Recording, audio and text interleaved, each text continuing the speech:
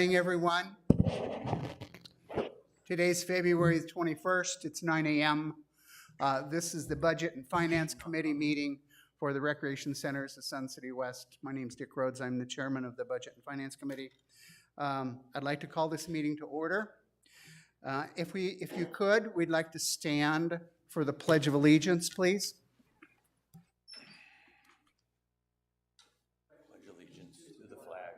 United States of America, and to the republic for which it stands, one nation, under God, indivisible, with liberty and justice for all.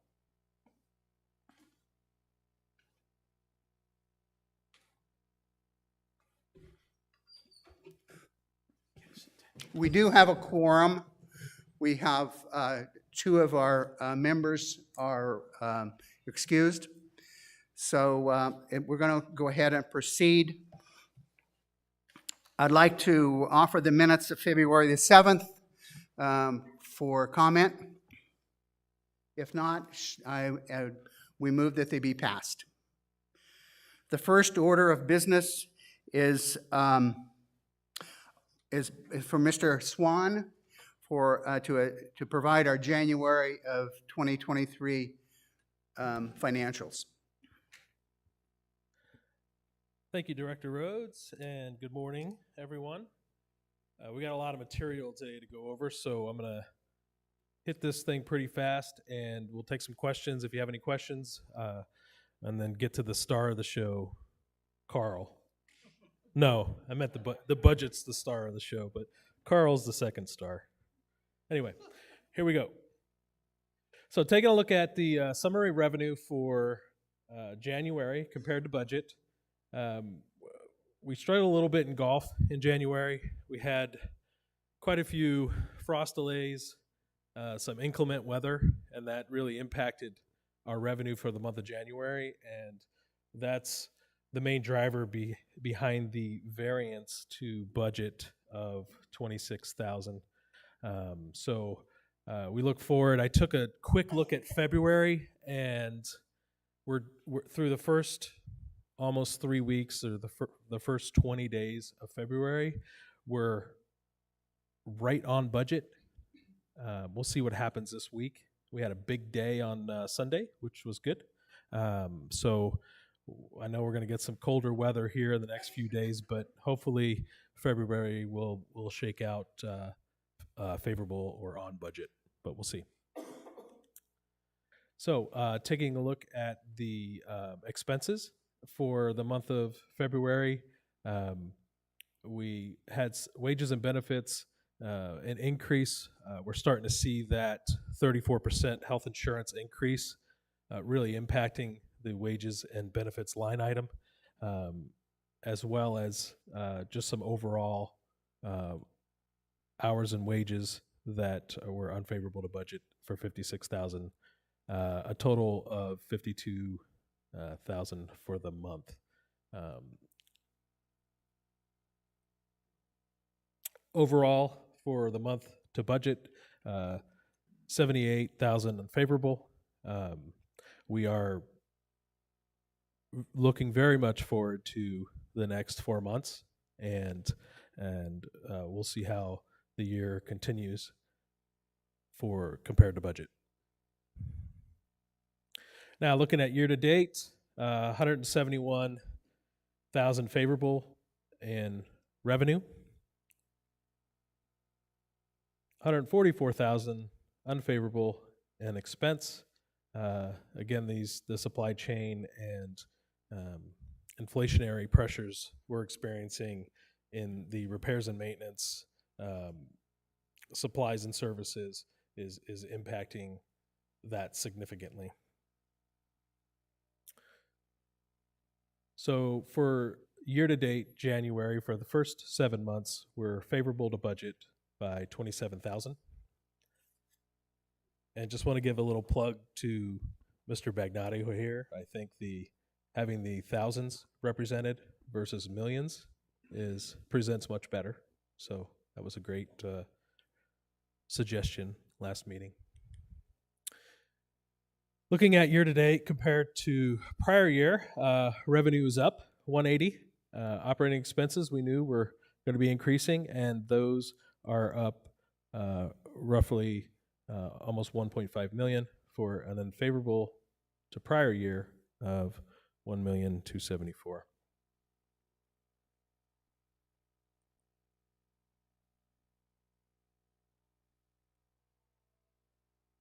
So what makes up some of those variances? 875,000 in wages and benefits, which we budgeted for year to date.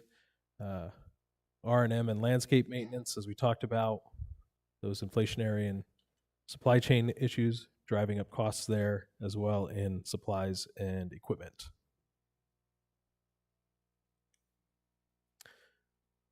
On the capital side, for the month of January to budget, APF fees again are down.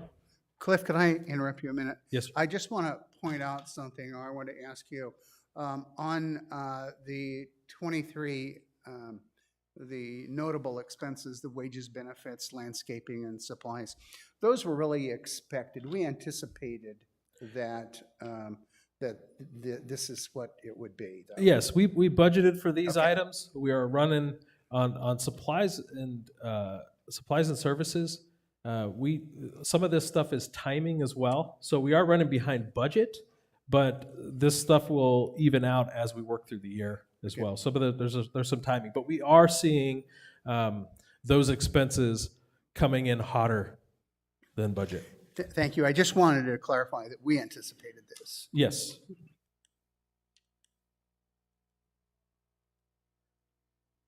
So for the month of January, we fell behind budget on the APF fees, which that trend is continuing this month as well in February. We're keeping a close eye on this, and I have a feeling this will garner some attention as we work through this budget process when it comes to APF fees.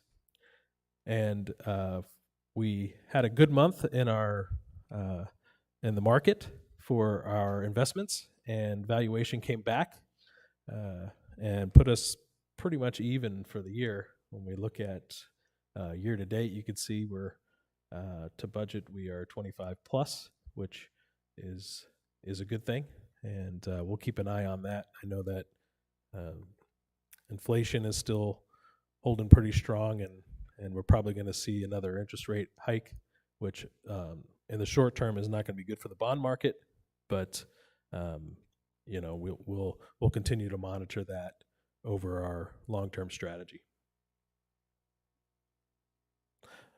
Also notable here is our APFs for the year are down 300,000 compared to budget.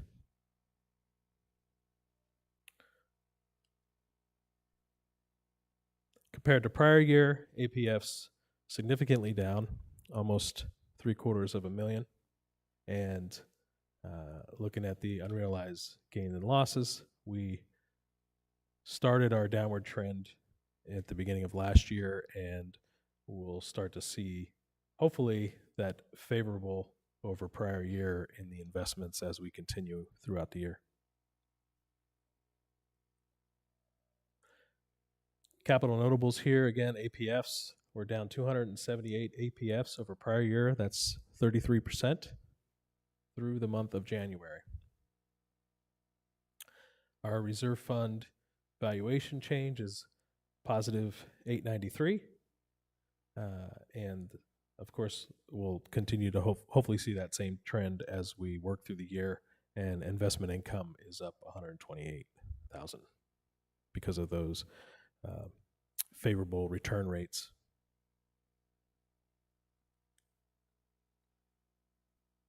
Total revenues over under expenses is unfavorable to budget of 167, and prior year $1,022,000. Taking a look at our capital expenditures on a budget of 10.8 million, we're currently running right on budget for those projects. Imagine if I had to put that in millions, Frank, $585. So projected for the year, we're projected to have a roughly $15,000 savings on that 10.8 million. And those are distributed on this spreadsheet, as you can see. You can look at each line item, but essentially we've issued 10.2 million on 10.8 of POs on the capital budget so far this year. May I interrupt? What Yes, is sir. the yellow highlighting? The significance of the yellow? The significance of the yellow highlighting. Yellow shaded items are completed and paid for, yes.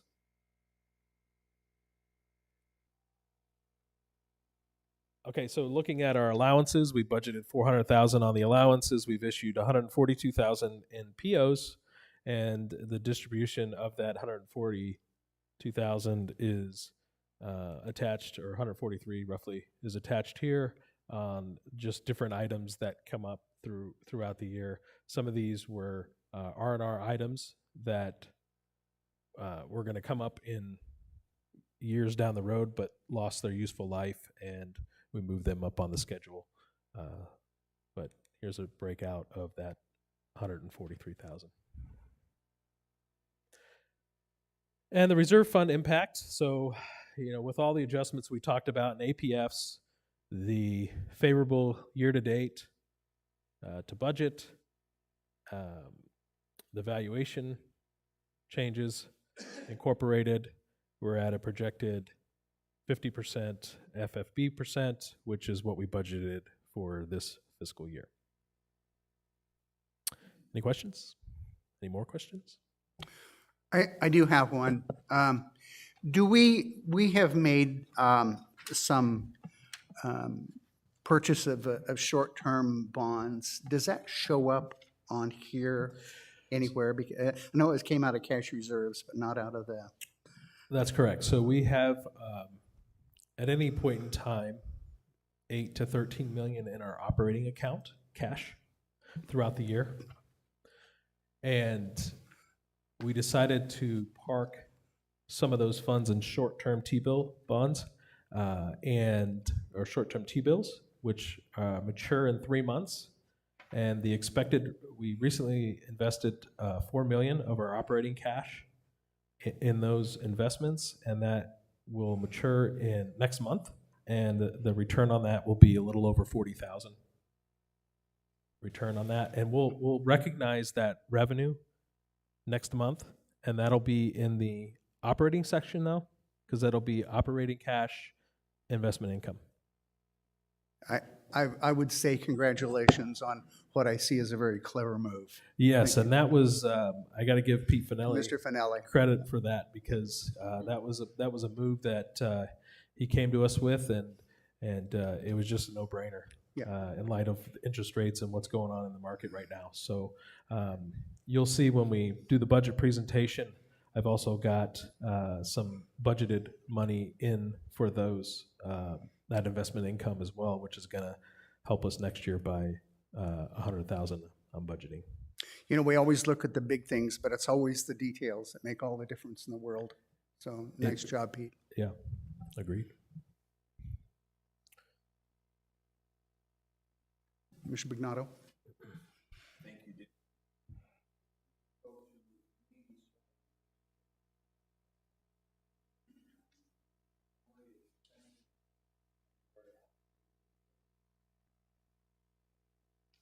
The budget or prior year? Okay.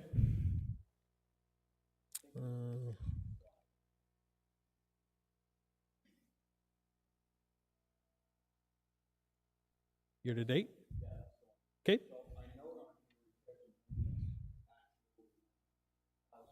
Oh, prior year.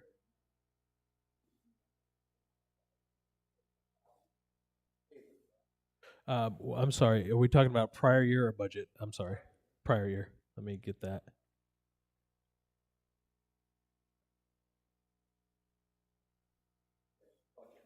That's okay. Okay, so which line item?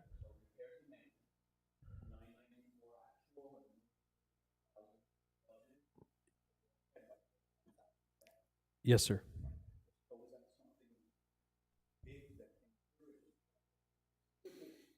Yeah, it is good news. I'm trying to think about that. So I'd have to take a look. I'll get back to you on exactly what that is for the year and what that repairs and maintenance favorable is.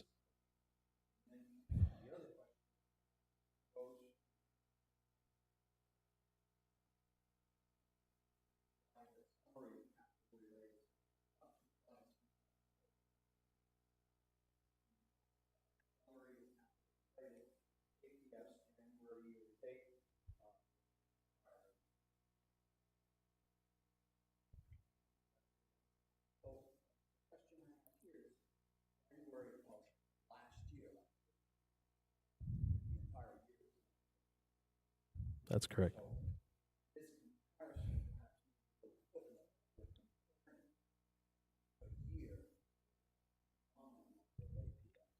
Yes, and that's a good point. Last year was a banner year. When it by far when it comes to APS, we ended up over 1,600 APF title transfers.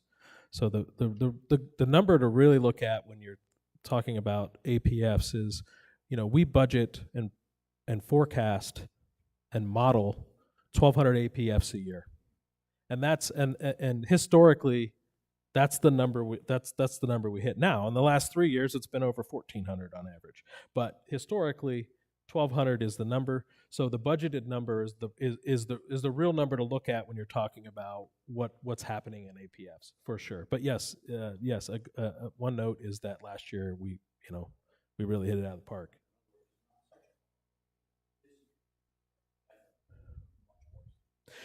Yeah. So what makes this number significant, and even when you're looking at it compared to budget, what makes that 307,000 significant is the APF revenue that's generated from those transactions is a direct feed into our reserve fund, and 500,000 moves the needle on our reserve fund by 1%. So the impact of this 300,000, if that continues, and once it hits $500,000, we're dropping our APF, our FFB percent by 1 whole percentage point. Yeah. So that's the significance of this, and like I said, we'll talk about it in the budget, but I have a feeling that we'll be doing some side presentations as we move forward on APFs. That'll be one of the areas that we'll really take a hard look at the historical run rate and what that's meant. Yeah, and just to kind of amplify that even more, we're projecting, and I don't know if the number is exact, Cliff, but we're projecting 1,012 APFs for this year. And if we look at last year, the banner year, was that 1,447? 1620 something, I believe. All we have to do is to multiply that difference by the cost of the APF fee. Correct. And we're talking $1 million, somewhere in that, maybe more. Yeah. And we'll talk, you're right, we will talk about that more later on. Thank you very much. Very good point, Frank. Mr. Bosak? Correct me if I'm wrong, but the increase in the fees last year was done as I would use an unrealistic word to describe it if I did it the way I feel about it, but the 5% increase in member dues was negotiated down to 2.5%, with the increase in the APF fee being some of the offset. That's correct. So without that, the APF situation would be even worse than what it is. That's correct.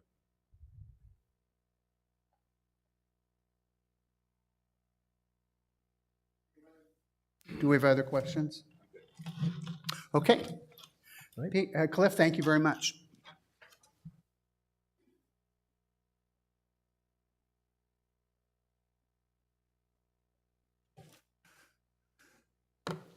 So we're going to back up a little. We want to forward the January financial reports to the board for a matter of filing.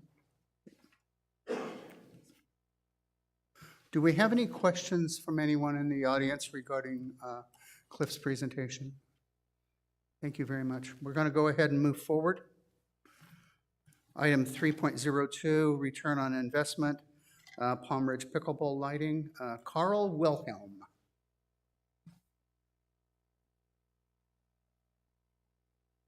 Good morning, committee. Thank you for having me this morning. A month or so back, we were doing the next round of 50,000 and plus capital-related items review, and one of the questions that came up was return of investment of our selection or proposed line item for Palm Ridge Pickleball lighting conversion to LED fixtures. We diligently got on that and came up with this information for your review today to make your best decision on budget approval for this particular line item. So starting off, we go to the next slide, please.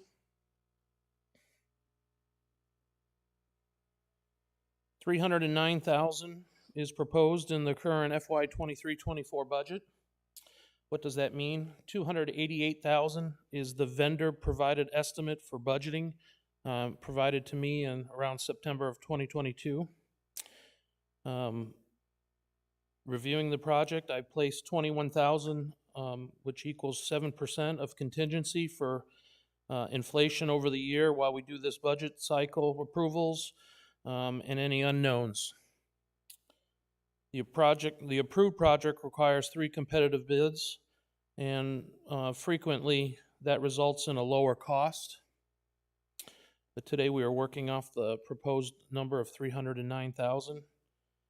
Musco Lighting provides a fixture 10-year maintenance and labor guarantee, hence the reason why we specify these light fixtures.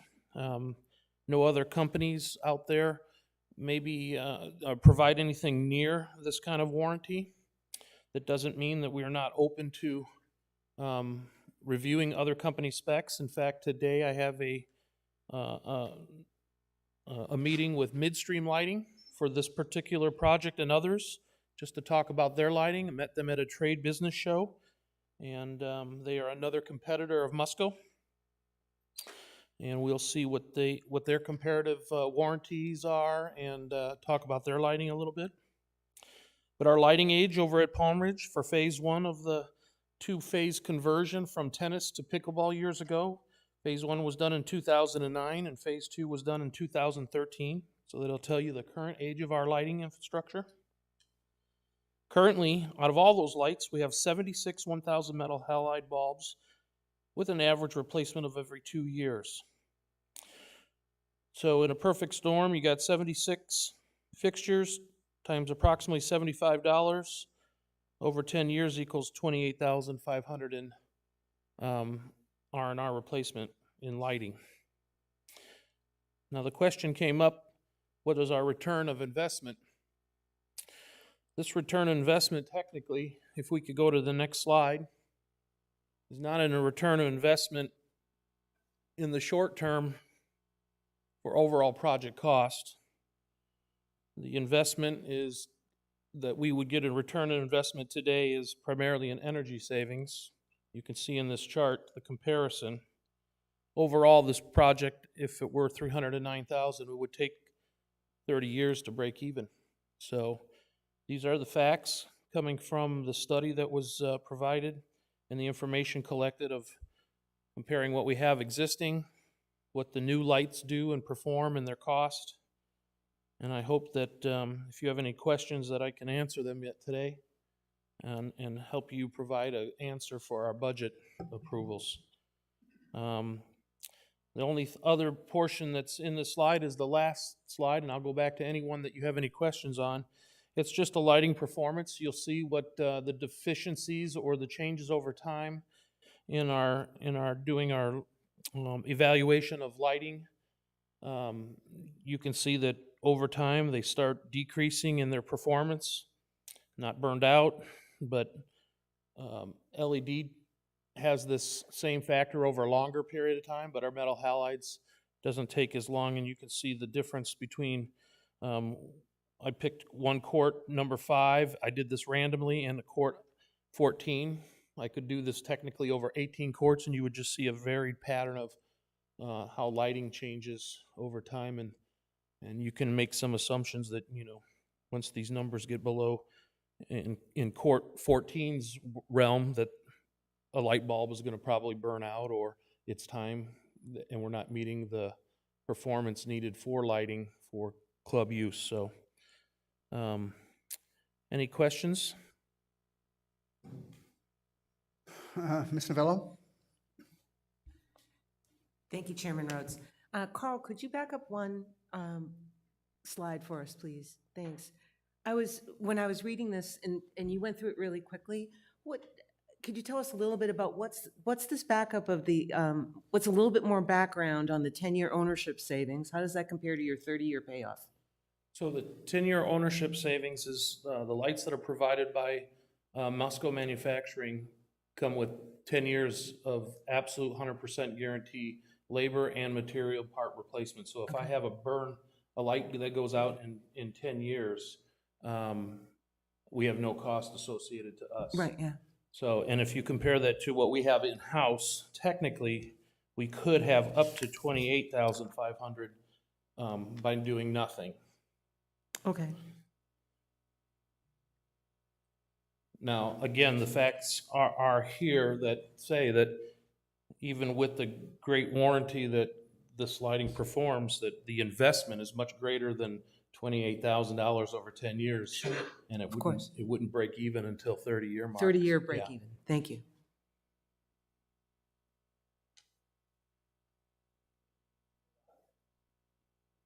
Mr. Bosak? Carl, have you always done this kind of thing and just never showed us, or did you do this because we pressured you to do it? No. This information is generally available to me in all cases. Usually, we talk about energy performance savings. We haven't had, I can't really say that any of the previous projects that we've done over the last 5 years came to this conclusion. You know, this is our first sports conversion. Everything else has been interior rooms or the parking lots. And, you know, if I were to bring those facts from the past, you'd be somewhere between a really quick return of investment or maybe 10, 15 years as opposed to 4 to 7 years. Our interior room exchange for lighting is much quicker than any place else. But parking lots sometimes have to come with, you know, fixed pole adjustments and some other hardware that it's not directly lighting replacement. But in most of the cases, I have not had to do that. I've literally changed out the fixture head, and we've got the new energy conservation creating us the ROI. Yeah, my point was going to be that you've graphed something that I didn't imagine you could. I mean, this is really a very thorough explanation of what we're facing, and the decision isn't whether we do or we don't. I mean, I went to Ace the other day to buy bulbs for my kitchen ceiling. You can't buy anything other than LED. So this isn't something that we really need to debate. We have to do it. I'll leave that decision in your hands. I mean, I proposed it in the budget due to, again, the grounds of energy conservation. LED lighting is a much better lighting source for all modern sports technology. This one happens to come with a punch because we have to adjust the arms, and we have a heavy addition of cost due to the hardware involved, so the conversion. Palm Ridge just doesn't conveniently take the little square light fixture off and put a new one on. So I will have this conversation and display of information for the future conversations, and one being lawn bowling, walking track at R.H. Johnson. And Cliff, did you have something? Yeah, Carl, did you build any escalators in for the cost of the current bulb replacement at $75, or escalators in the cost of the current energy cost? I didn't really escalate like a 3% inflation rate like we do in other R&R for bulbs. Our current price, you know, is technically in the $65 range. I did take the $10 liberty of our warranty of our labor that comes out of facilities maintenance. So that's where the $75 came from. Okay, so you can assume as well that the cost of those bulbs, to Gary's point, as those As those start not getting manufactured anymore, the cost of those are going to go up until they're not there anymore, as well as the cost of energy is going to continue to climb. I found my antiquated bulbs and I paid $38 versus the 25 I paid 2 years ago. Mr. Hobart? Excuse me, thank you. You know, my take on this is that it's a lousy investment from a financial point of view, and we're doing this for other reasons, the quality reasons that are not dollars and cents. One being energy savings. I see you have CO2. Was there any, going back to the genesis of the project, was there any push from the pickleball users regarding performance of the lighting? Could you went through it very quickly, and I wasn't able to take it all in. No, whether there's I'm not gonna- benefits to the users. I'm not going to belabor this with any special requests from Pickleball. They certainly would enjoy having the state-of-the-art lighting like anybody in that kind of sport would. But this is not a direct request from them or anything like that. This is following our program of, we're at that season where we're basically going through all the rec sets and converting to LED. Yep, thank you. Ms. Novello? I just wanted to clarify, Mr. Hobart. I don't think it's a lousy investment when you consider the answer to the question that Mr. Bosak posed. Carl and Cliff were explaining that the cost of the material, any cost of material increases were not built into that 30-year payoff. So if we continue to investigate, we want to look at that, just for anybody who's listening or watching this back later. And whether or not it's a good or a bad investment is something we can talk about in more detail. Thank you. Good point. Yeah, I think in kind of closing on this, I think it's almost a moot point. You know, we would like to have some sense of satisfaction in our mind that this is going to be financially sound. It is financially sound, but it's also what we have to do. You know, so I'm not sure what else we can say. Mr. Bignato? Carl, do we have any indication of, I understand incandescent bulbs are almost impossible to find, and fluorescents are becoming less and less available. What is your opinion on how much longer you're going to be able to get a metal halide bulb? I mean, these are obviously special purpose bulbs, probably with plenty of gross profit for the manufacturers.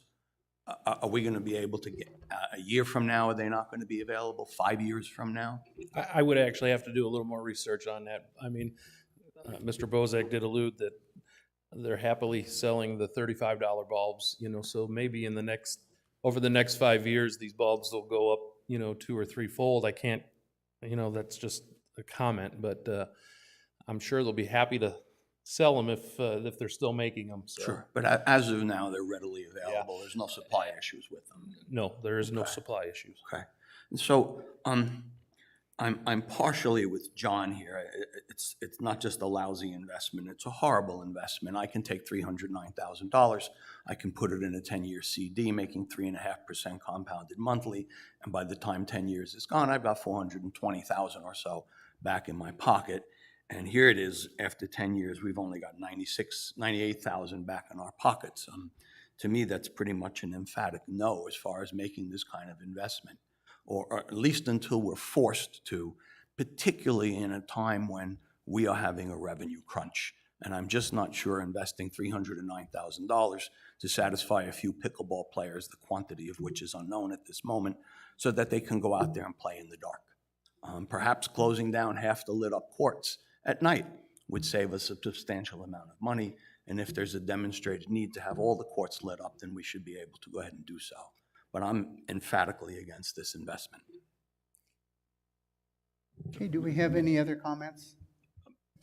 If I Yep. I could, does this project include any ability to do what Mr. Bagnato just alluded to, and that is turn off some of the lights?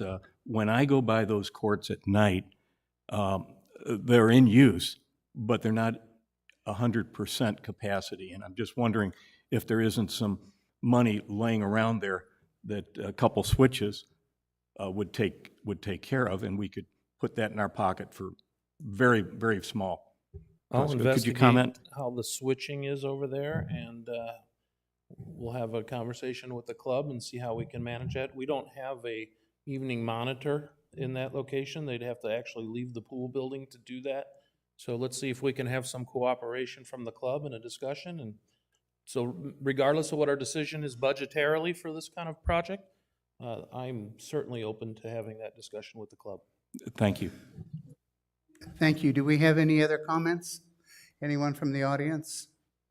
Okay, if you'd like to, please come up to the podium, state your name and your rec card number, please.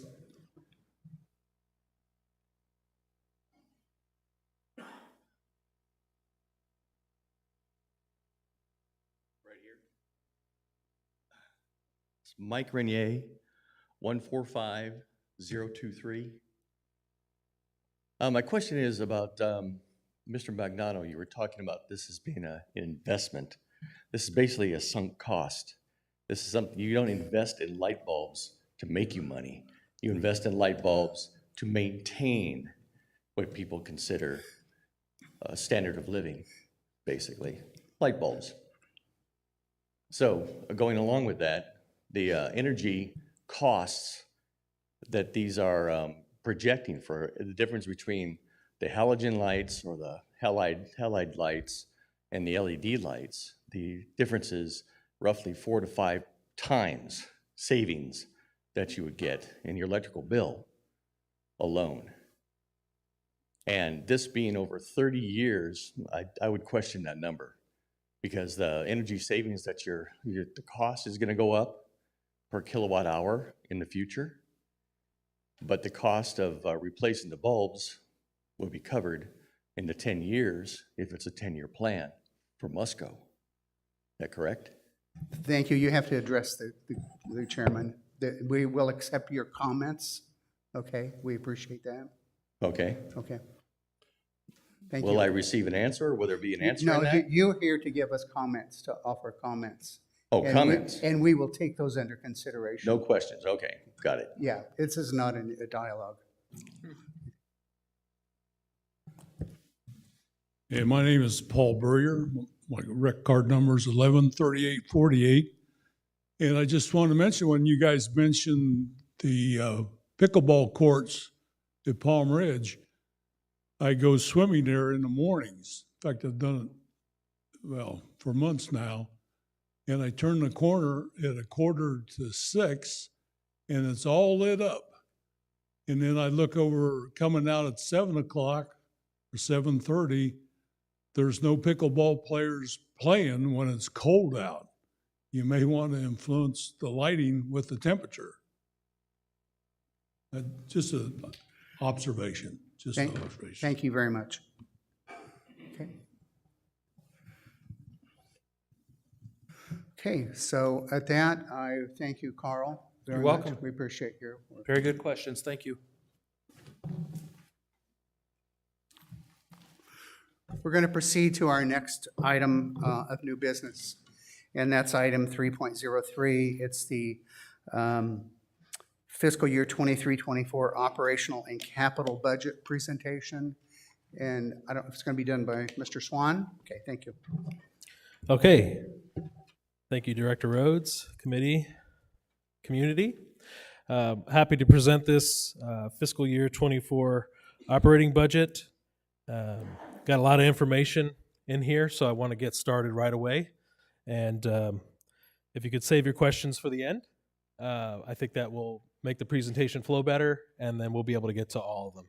So with that said, let me get started. So every year when we put a budget together, we have our 4 main budget goals. And those are, first and foremost, preserving, protecting, maintaining, and enhancing the assets of the association, meeting or exceeding our minimum reserve funding requirement, as well as continuing to invest in new capital projects approved by the governing board, And finally, strive to maintain our high standards. So a little bit more information on that last point, maintaining our high standards. This budget provides for every service that we currently offer. There's no cut in service in this budget. Okay? So keep that in mind as we work through it. This budget has some assumptions. And on the expense side, we are looking at some wage and benefits adjustments, some mandated out of our control, as well as some filled positions this year. And this is causing a 7% increase in that line item. On the health insurance side as well, 15% increase coming off a 34% increase, which was effective January 1 of this year. And also incorporating some supplies and services increases in fuel and cleaning supplies, and also repairs and maintenance. Those are some of the big assumptions. And overall, 5% increase was applied, and then we just use that as a baseline on our operating expenses, and I'll drill into that a little bit later on in this presentation. Also built in this budget are some assumptions on dues increases, as well as all of these other funding sources that we have here and have the luxury of being able to tap into. And within those items, we also have the luxury of targeting those increases to non-members, to members as well as non-members. And you'll see some of the feedback that we receive from the community and our governing board and this committee was, what can we do to minimize the impact on our members? And you'll see that as we work through this budget, that we've done that. Okay, so sat down with the management team and had multiple meetings regarding positions and seats. And building our budget, we know that 65% of our overall expense structure is allocated to wages and benefits. We are in the service industry. Our people is our biggest asset, and we built some things in here to make sure that we're taking care of our biggest asset. So when we look at the labor at the rec centers, I wanted to provide a little context here on what our labor force is and where they're allocated. So we have 4 divisions here at the rec centers. We have golf, sports pavilion, general and administrative general administrative division, and our recreation division. Within those divisions, we have 33 departments that make up these divisions. Within those departments, we have positions. There are 93 unique positions that we have here at the rec centers. Each one of those positions has a job description and falls in line with our salary and wages structure. In those 93 positions, we have, at any given point in time, 450-ish employees. So that number fluctuates because of just timing of the year. We have some seasonal employees. We have employee turnover. We have a lot of part-time positions. So that creates a little bit of turnover as well at a higher rate. So to look at that mix, we have 188 full-time employees and 287 part-time employees. They roughly work 600,000 hours a year. So to distribute those hours by cost center, you could see that golf, with 16% in golf ops and 28% in golf maintenance, makes up 44% of our overall hours worked here at the association. Rec coming in second at 33%, and G&A coming in at 17%. Some people don't know what's in G&A. So G&A is general administrative, so it includes our membership department, as well as our GM department, finance and HR, as well as IT, and then our governing board, and did I say GM? GM department. So that's what G&A is. So looking at the budget impact for salaries, wages, and benefits, we're projecting this year, fiscal year 23, at 16.8 million. We are, in this budget, we are budgeting for 18.1 million, for a roughly 1.3 million increase of 8% in wages and benefits. 7% of that being allocated to salaries and wages, and 11% being allocated to benefits and taxes. And we'll drill into that as we work through this presentation. So what are some of those challenges? These are, if anybody's ever done a SWOT analysis, there's something called threats in the SWOT analysis. So it's really things that you don't really have control over but impact you.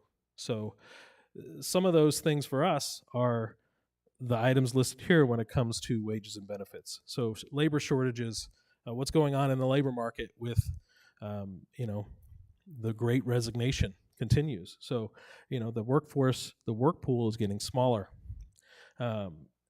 Also, minimum wage increases and the impact of that on our other positions. What happens when minimum wage increases?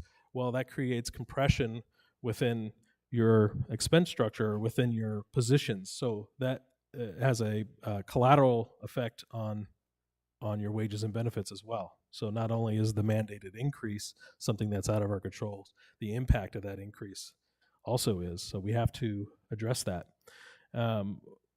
As well as when we look at our workforce and our demographics, okay, the facts of the matter is we have high insurance premiums and we have high claims. And that's something that we just have to deal with here. It just is. Not necessarily in our control, but that's something that we have to, that impacts us when it comes to our insurance rates. And then competition with other employers. We're still competing with the fast food restaurants, the Amazons that are starting their part-time employees at $18 an hour, $16 an hour. That's competition we have that, we have to, it impacts us. So if we look at that 1.28 million and we distribute that, 972,000 is included in salaries and wages, and then the items that are directly impacted with that, which is payroll taxes and retirement. So what makes up that 972 is our non-minimum wage employees. We've implemented in this budget a 3.5% merit, 3.5% increase, and that's associated to that's to address our merit raise increases that will be effective January 1 of 24, as well as those compression and minimum wage compression issues created by the minimum wage increase, and also to address some competitive wage issues we have in certain job positions. And then we're also budgeting a $1 increase in our minimum wage to go up from $13.85 to $14.85 this year. January 1, it went up $1.05 from $12.80 to $13.85, so we're budgeting a $1 increase there. And then on the health insurance side, 306,000 of the 1.28 million is attributable to health insurance increase. In January of this year, like I said earlier, we had a 34% increase, and we're going to budget right now a 15% increase. And as we work through February, we should be able to look at some of our claims history for this year on this current, because they do the analysis starting in July. So we'll be able to look at some of that claims history and maybe get a better wag on what kind of increase we're looking at next year, and we'll adjust up or down accordingly, hopefully down. So when we talk about wages, we talk about the 450 plus employees, we talk about all the seats. What does that mean? And we use something called FTEs to measure that. And here I've given a 10-year trend on FTEs. And in this budget, we are budgeting 294 FTEs. And in fiscal 23, we budgeted 291 FTEs, and we're projecting to be at 287 this year, coming up from 285 in fiscal year 22. So when we talk about FTEs, those FTEs are seat related. So they're people related. So when we talk about seats, we're talking about people. If you look at the analysis and the breakdown of our seats versus our FTEs, or our seats and our FTEs, the chart on the left is a breakdown of our 484 seats. So in this budget, we currently have 455 at the time I ran this information, because this does change on a daily basis, but we have 455 seats filled that are in this budget currently. There are 29 vacant seats that are budgeted in this budget, fiscal year 24. And what does that mean in terms of FTEs? We've got 280 filled FTEs, and we have 14 vacant FTEs that are in this budget. Okay? And then where those seats fall divisionally are listed on the charts. Okay, so we had multiple meetings I talked about earlier with our management team with seats. We also had them with our other non-labor operating expenses.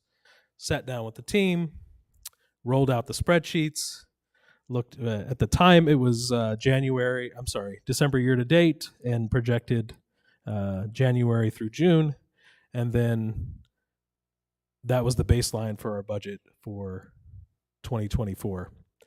We, within that, created a 5% or allocated a 5% increase, and then, I mean, it really was a grassroots development of our operating budget, not just on wages and benefits, but also on these operating expenses.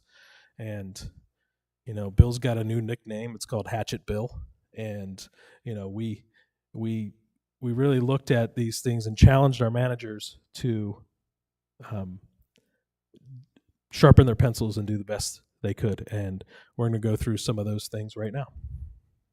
An overall 6% increase, equaling roughly 600,000 in increase for our non-payroll related operating expenses.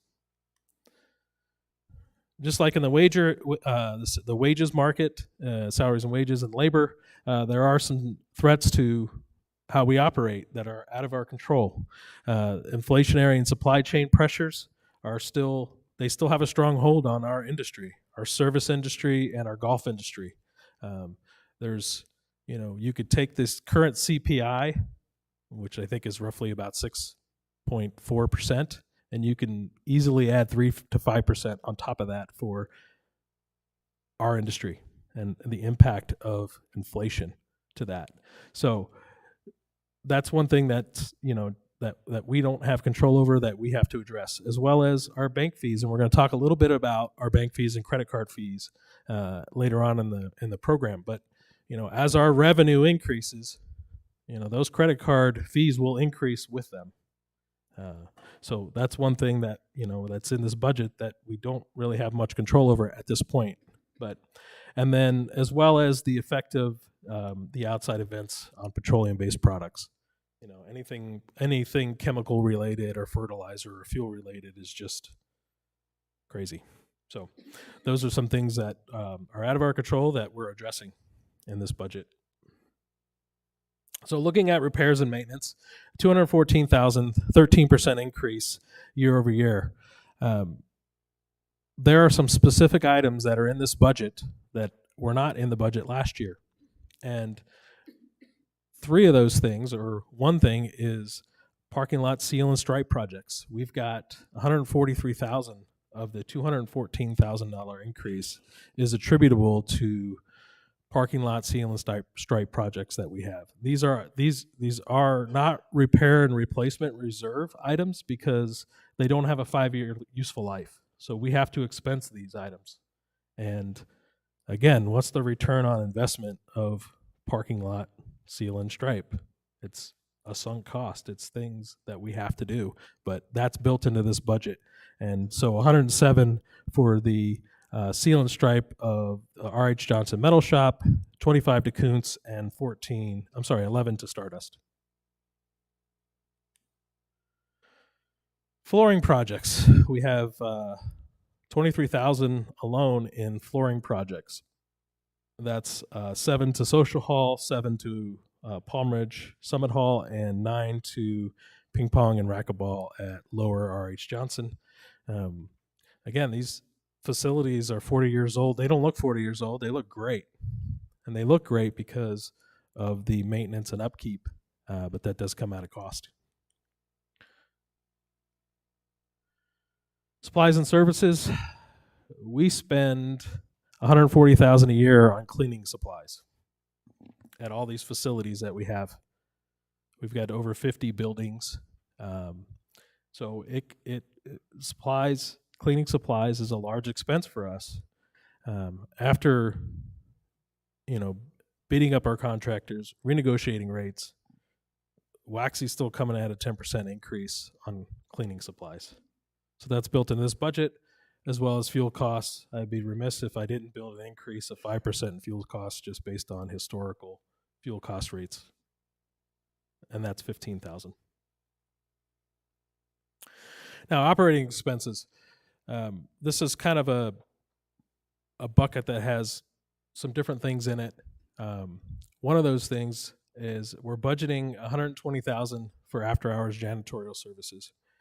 We've got some positions in their FA positions that are night cleaning that we haven't filled, and I don't know when's the last time we filled them, and it's created a major issue for us because that work is getting pushed off on other people, and that has effects as well on those people, and it's causing a lot of problems for us. Carl recently took a look and bid out some after-hours cleaning companies for us. That helps us solve that issue. That does increase our subcontract services line item by $120,000, but it is offset in labor savings. So not only the time, not only the hours and the pay associated with those hours, it offsets that, but also the savings on our training and recruiting and all the hiring costs and training costs that go along with that. When you bundle all that up together, it's offset, and that $120,000 is paid for. But it does increase that line item, and it's listed here. And then just overall service contracts. Every software program that we have here, from ClubTrack to our accounting software, Great Plains, to our operating system, TEI, all of those are increasing. And we don't have if we're going to change a software program, it's a massive change that requires a year of planning. So, but that being said, that has to be built in, and based on the rates we're getting back, that's a $60,000 increase to our budget. Now, I talked a lot about what's increasing, but there's a lot of work done behind the scenes when we're talking about cost savings. And, I talked about Hatchet Bill and just our management team and the grassroots formulation of this budget. And we've done a lot of work internally, and I just want to talk about some of those things because this is this budget planning is it's a long process, but it helps us as well. So some of the things that we've done is we applied a 5% increase across the board. So if you factor out those specific paving, lot sealing and striping, flooring, those specific R&M items that I talked about earlier, we were able to reduce, not including those, but the other items that are in that bucket. Instead of implementing a 5% increase, we were able to drop that down to a 3% increase, which overall saves us roughly $90,000 in the repair and maintenance line item. Also in the equipment area, we were able to keep that flat. And then looking at some of the energy efficiencies that we're experiencing from all the new lighting new HVAC units, pumps at well pumps. We're going to implement a utilities increase, but we're only going to do that at 3%, and that's roughly 50,000 in savings, being able to save that 2%. And then some of the recent enhancements on those well pumps and sprinkler systems, where Todd and his team feel like we'll be able to save roughly 57,000 on those costs. And this is real money, folks. This isn't just made up.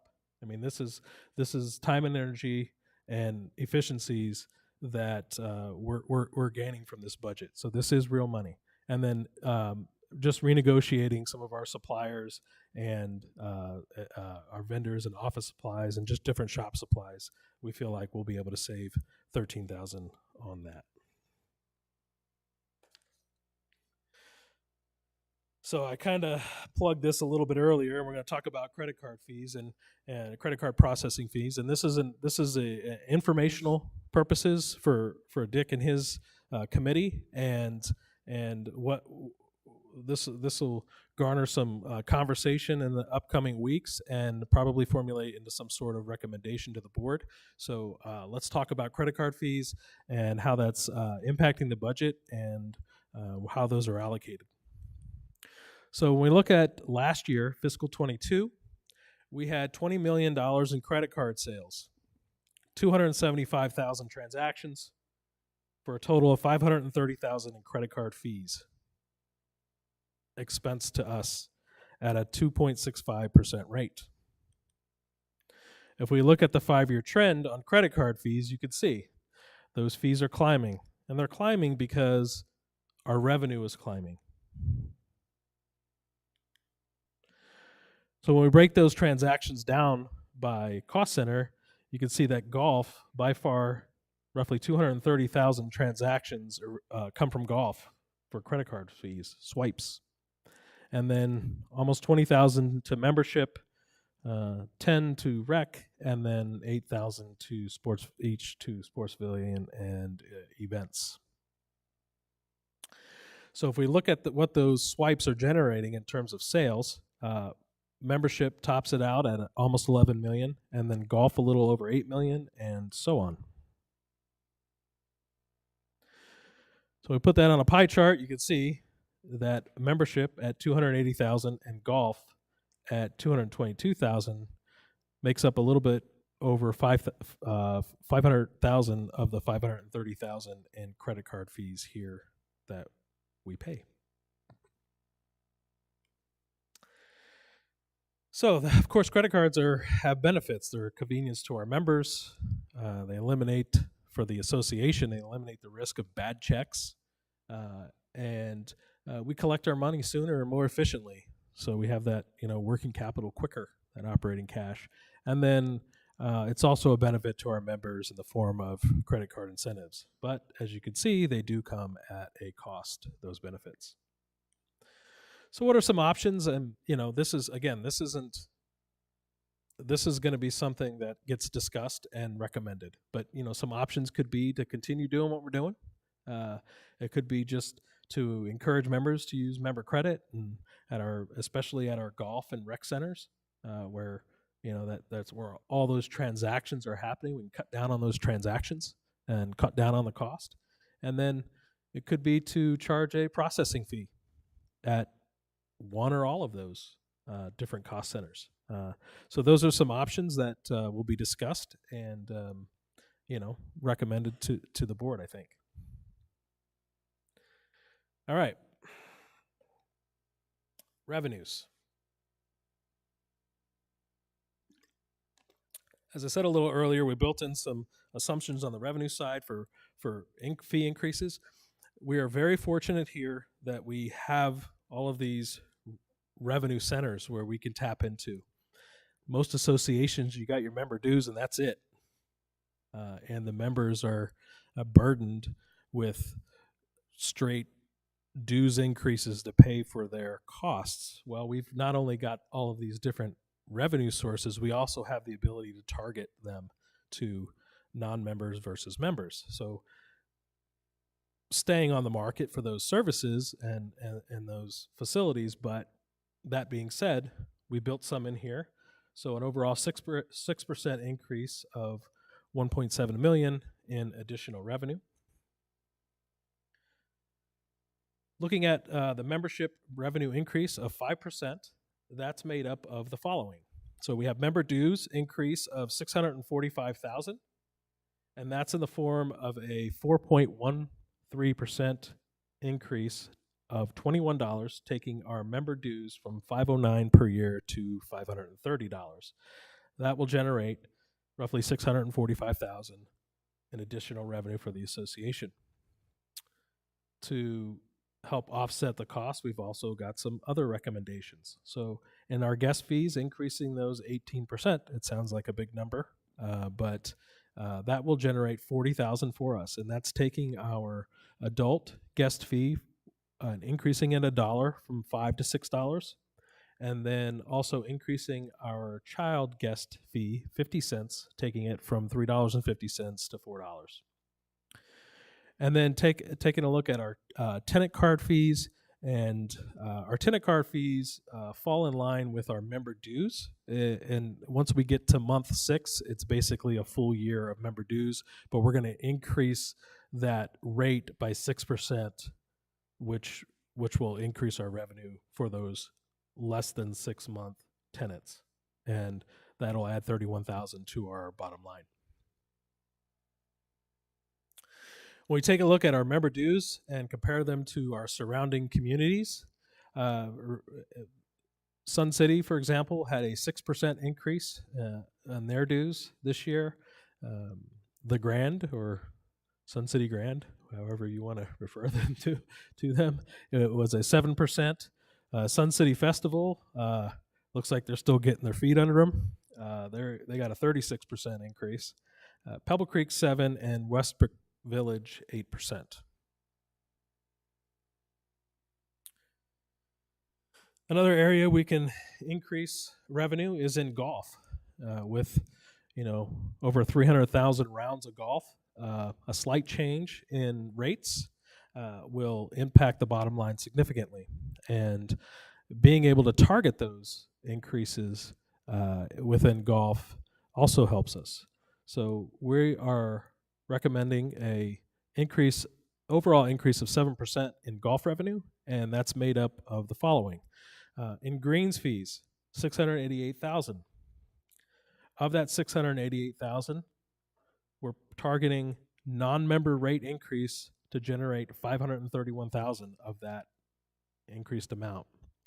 By increasing our rates during the peak and transition season, so October through May, we need to get a little bit more competitive on the market for our golf rates in that period, and we feel like implementing a $7, $4, and $2 increase during that time in our peak twilight and super twilight hours will generate that additional revenue for us and not impact our members. And we're not going to put an increase June through September during those tough summer months, because we really are going to try and target more golf during that so we can generate more revenue. But we're not going to increase those rates because the surrounding golf courses are low during that period, and we want to stay competitive. And then on the member side, a $1 increase will generate $157,000, and that increase will be in our during the same seasons, October through May, and we won't implement one during June through September.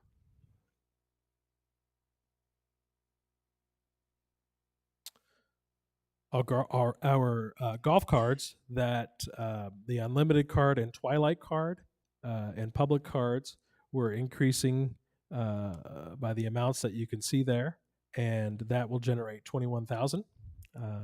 We're increasing those rates because those rates increases that we're implementing during those seasons and times do not affect these cards unless we implement them on the card. So that's the recommended increase for golf cards. And then food and beverage, the cost of beer has gone up for 2 years, and we love to provide the best value that you can possibly get for a pitcher of beer and a can of beer. we have to make a change in those rates because of inflation, credit card fees. We also eat the sales tax in this area. We pay that. So we're going to increase our pitcher of beer from $10 to $13 and a can of beer from $3 to $4.50 to help offset those costs. And then finally, in driving range, $76,000 revenue increase. And this is, taking a look at our balls. We purchased, we're in our budget, our new golf dispensers. And so we have the cost of those new golf dispensers, as well as we also eat the sales tax in this area on golf balls and rentals. So we're going to increase our bucket from the small bucket from $2 to $3 and the large bucket from $4 to $6. We're still very competitive on golf ball rates. If anybody's ever gone to a public course, you're probably paying $12 to $20 for a bucket of balls. So we feel like this is still lets us continue to be very competitive in that area, but also generate $76,000 in additional revenue. And then we're not going to change the range key rates on that. Bowling is another area where we have an opportunity to increase revenue. So we're doing an overall 5% increase, and that is distributed through our lineage rates. A league rate increase of 50 cents for league will generate $27,000. And the non-member open rate, we're going to increase that a quarter, and that will generate $10,000. And then our non-member league card, we're going to increase that by $5, which will generate $5,000 for us. And on the food and beverage side, those same increases will be carried on beer to Lizard Acres and and the bowling alley. And then on special events, we're going to increase our revenue by $65,000, and that's strictly from a ticket price increase of $2 per ticket. We sell roughly 30,000 tickets, and this $2 increase will offset our software that we use to sell these tickets, as well as the fees associated with those credit card transactions in that area. This $2 increase will offset those, and we also are going to sell some food and beverage at these events, sell more food and beverage at these events, because we recently purchased, or we didn't purchase it, we got it free from the credit card company, a wireless credit card machine to be able to charge for these at those events. Finally, APF fees and interest income. We touched a little bit on this interest income of operating cash earlier. That's going to, those investments and those moves will allow us to generate $100,000 in additional interest income that will go into the operating side of the financial statement. And this is due to the favorable interest rates that are out there now. And then an APF increase of $200 at a rate of 1,200 title transfers will increase our APF fee $1 million over current projected fiscal year, and that's taking it an additional $200 from $4,200 to $4,400.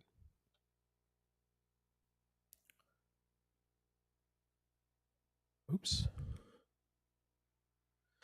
So what's the impact of all of these moves on the modeling? So current year projected is 1.257. Our budget is 1.17, and I want to talk a little bit about that projection. So our projected number is July through January actual, okay, and then February through June budget. Okay, so that's how our projected number is attained. That number is going to fluctuate every month. Okay, so some of these percentages may go up or down depending on how we're doing in the year. But so just keep that in mind. And as we update the budget presentation and go through the different committees and the governing board, we'll identify what those changes were. But that projected number will change. And so looking at the projected number and projecting out APF fees, we actually discounted APF fees on the budget as well. So we didn't just take budget because we know APF is running behind. We took 80% of budget on APFs and impact that. So that's going to impact our FFB percent. And we're projecting a 49% for fiscal 23. And based on this budget and the operating cash inflow of 1.1 million and APFs at 1,200 transactions at 4,400. And then the capital spend that's currently been recommended and pushed forward on the R&R side of 5.2 million, and then new capital spend of 603. Keep in mind that in that 603 is the 400,000 in allowance as well. So that 603 is 200 in new and 400 in allowance.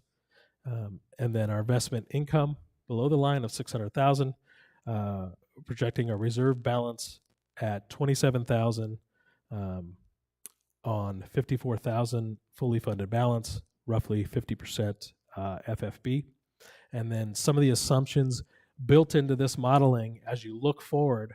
So the budget 2023, the 24 budget is the baseline, and then on top of that baseline, the assumptions in this modeling are a 3% year over year increase, 4% in golf, 5% in all other on the revenue side, and then on the expense side, 4% across the board on wages and other operating expenses, as well as that $200 year over year APF increase at the 1,200 transfer rate, APF transfer rate.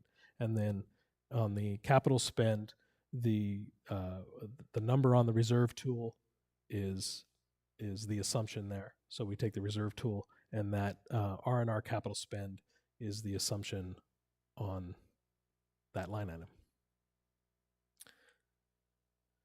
Some important dates coming up, March 10th. So we get to swing at this budget twice before then, before it gets presented to the governing board. And then so on, some kind of important dates moving forward. I'd really like to have a solid number by the time we have our community forums on April 7th. I'm sorry, on April 12th and 13th. So I think that's a good goal for us to make sure this thing's 99% there by then. Questions? You have given us an incredible. It's a mouthful. I know, I'm sorry. to think about. I know there are questions here, so I'm going to defer my comments until later. Do we just want to start down the line here, or, who would like to ask the first question? Oh, Dr. Miller. Thank you for what you just did. I know these budgets are never pleasant. So I have a couple of questions. So kind of starting toward the end of your discussion, in your assumptions for the FFB modeling impact, other communities have that. We're getting feedback here. Other communities have asset preservation funds like we do, so the grant or whatever they're calling themselves these days. Yes. How do our asset preservation fees compare to the other communities? Do we know that? Yes. I believe Grand is 5,000 and Sun City is 5,000. Okay. So we are under them in terms of what our fee is versus theirs. Okay. Let me dig through my notes here. One simple question, I guess, Cliff. We're talking about increasing our employee headcount from this fiscal year to next fiscal year. Yes. Are we still in the process of recovering from people that we lost due to the pandemic, or are we adding positions to fill new functions, or a combination of both? I mean, and how many of the extra new hires are we gonna have are really full, or not, are permanent employees, not part-time, but permanent employees? Okay, so first of all, the increase in the budget is a 3 FTE increase over budgeted 23. It's a 7 increase over actual 23 right now. So what we've done this year is we've, on the recovery track, to your point, coming off the pandemic and the Great Resignation, we've been able to recover some of those positions. Okay, so the breakdown of that, I wrote that down, so have that information. I'll give you the breakdown on that.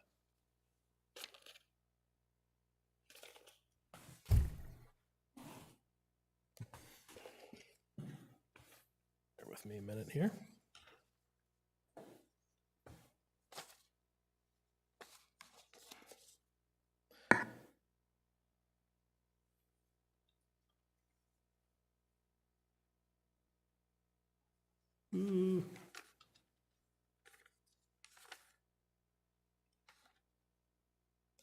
Well, if you look at the FTEs, so the vacant FTEs, there's 6 vacant FTEs in golf. Okay, so 5 of those are greenskeepers, irrigation specialists, golf mechanics. Okay, so if we look at the year-over-year increase, and I have this, oh, here it is, okay. So we have last year, we budgeted 80 FTEs for golf maintenance. This year, we budgeted 86. So there's a 6% increase in FTE there. Down in rec, for example, we budgeted 93 this year, and last year we had 97 budgeted. So we have an increase in decrease in FTEs there. One thing that not a lot of people understand is that landscape maintenance, so the landscape maintenance for all the facilities that are non-golf related are in the rec division. So we've got some movement in that line item that we're not going to budget for this year. And then we've also got the decrease in the janitorial service FTEs also impacting that decrease in golf. And then we have one position in the G&A area that's an add year over year. So the net effect of that is the 3 FTE increase from 291 budgeted last year to 294 budgeted this year. We're still trying to fill 4 positions that were budgeted for this year. Okay, so the new position in G&A is they're adding function? Yes. So that's the reserve analyst position that we have, and we've already seen the fruits of that in the form of the decision that was made for the operating cash. And the reserve study itself is the heartbeat of everything that we do here. The $54 million in the fully funded balance, and the reserve fund of $27 million, and then the $94 million in asset valuation that is on that reserve tool. We feel like this position, analyzing those areas, is warranted in our budget. And if we paid an outside firm to do that, we'd be well over $150,000 to pay an outside firm to give that the attention that it needs. Okay. So, yeah. So the other question that I have goes back to the credit card issue. And you had a lot of numbers there, and I probably will not be able to easily find, but the slide that you had that showed how much it's costing by membership in golf, and I ran some rough numbers when we first got these things the other day in terms of you know, any number of different scenarios, but it really strikes me that, you know, when we're doing the bar chart is the one I'm looking at, this one. So membership, what all is included in membership, or is that strictly people paying for their rec center fees? It's almost all attributed to annual dues. So how much of the population does that represent in terms of people? Do we know? Well, I believe. I mean, just divide it by, probably you know, take 509? 10 million divided by 509, and Yeah, so I guess the point is, there's a lot of people who pay their membership things with credit cards, as opposed to coming down and giving you a check. oh, absolutely. The convenience alone. I know that even if I were charged a fee, if I were a member here, I'd pay the extra $15 to be able to use my credit card in there and not have to worry about mailing a check or coming in. But yeah. Okay, so where I kind of go, if you're going to apply a surcharge per se, I mean, you have tens of thousands of transactions at the golf course. You don't have anywhere near that many here, but this drives the cost for the substantial part. So if you're going to apply a fee, this would seem to make the most logical sense to do it. Well, there's a couple of other arguments there that would probably support that. One is that it's a captive audience. They're not going to go to Grand and pay dues, right? Might go to Coyote Lakes and play golf if they don't get charged a fee over there. But so there's that point. There's also, again, I still think half of those people would still pay the fee if there was a fee associated in membership, just strictly because of the convenience. And then the other point is that they have another option. They could pay with a check if they don't want to. And that's not really ideal at a golf course. No. Or even cash nowadays.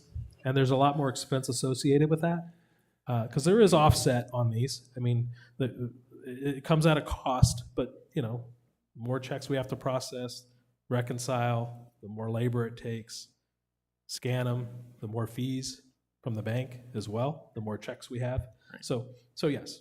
So the last question, then Christine is, although I thought we were going to go down the table here, but anyway. This is good. This is going to be some great. You mentioned bank fees and credit card fees. So Yeah. And then I never heard you say anything else about bank fees. Oh, Were you just talking about credit card fees? yeah, that's what I was just talking about. right. Credit card fees. Yeah, our bank fees are actually pretty minimal. Okay. Yeah. All right. That's all I've got. Okay. Just a clarifying point. Using the numbers that you provided on your presentation, there is 19,647 transactions, 10.97 million. That's $558 per transaction. Yeah. Times 2.65%. The credit card fee would be $14.79. And the interesting thing is in golf, the average transaction fee was $35.57, and the credit card fee would be 94 cents. Yeah. But it would generate $215,000. Correct. As opposed to the membership generating $290. It's really not a generation. I think we need to realize this isn't revenue. This is cost avoidance. This won't cost us. It's a savings issue. Yes, that's a Okay. that's a great point. And Okay, good and job on the math. I just wanted to clarify that. Partially, what you just said, Dick, was just clarifying. Consumer behavior is a very hard thing for us to unravel, right? We're not going to solve that here. We don't have to. I think Dick's point was very well said, that the optics of this is that it's a very small, and many small businesses, restaurants, et cetera, are charging that credit card fee whether we like it or not. It's something that we see. So for those who are continuing to pay credit card fees on a per round basis, we can help support our members by educating them, hey, this is a way for you to avoid that 94 cents. But if you don't choose to, but for the member fees, right, the best optics that I have, I went to All of us who own homes also have to pay the county taxes, right? I live my life online. I know where my checkbook is, but I could not tell you when the last time I wrote a check was. I do everything electronically. Our county taxes, I printed it so that I could remind myself, there's a fee there that we're always charged if we wanted to use our card, if we wanted to. But there's a freebie if you use an e-check. So again, there might be a way for us. I don't know if our systems will allow that out of the box, but if we could optically say, hey, we're not going to, this is something, it's a cost avoidance. If you, our fellow members, want to avoid that cost, just use an e-check. It's the same as writing a check, but you can do it from home. So that was just 2 quick points, and then I'll wait my turn because I'm going to be last. Thanks. Jump, and I recognize Mr. Schwind. Thank you. I apologize for what I sound like, a little under the weather, but I wanted to be here today. Terry, if you could go back a slide or two and just look, oh, Cliff, you got that? Yeah. Where we are as far as the graph that shows where these charges are coming from. That one, go back one more. That one? No, Or the that other one? way. There you go. The 229,000 swipes in golf is fixable. And, you know, if you look at the $500,000 that we're paying a bank and you do that division, you know, there's a sizable chunk, $8 or so, of your annual dues that is going directly to a bank. And how do we fix that, right? So we've been talking about this for a while. The options that are on the board, you know, we're not really recommending an annual due or a 3% fee. Those are all options, something for you to discuss and decide and come up with a recommendation to the governing board. We're just laying out options. Christine, I think, had one word that really struck the bell, and I think that's education. And in the world of golf, there's an option out there on your member credit card, right? So it's really, of the 200 and some odd thousand swipes that are taking place on the golf course, I don't have a number there that shows me how much of that is outside play that don't have that option.